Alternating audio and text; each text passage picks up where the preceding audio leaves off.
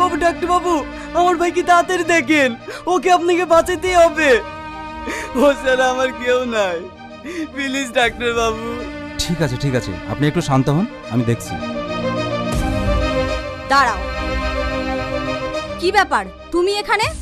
আজ যেটা হয়েছে সব কিছুর জন্য দায়ী তুমি। কে তুমি বলো? আমি ওকে ভালোবাসি। মানে?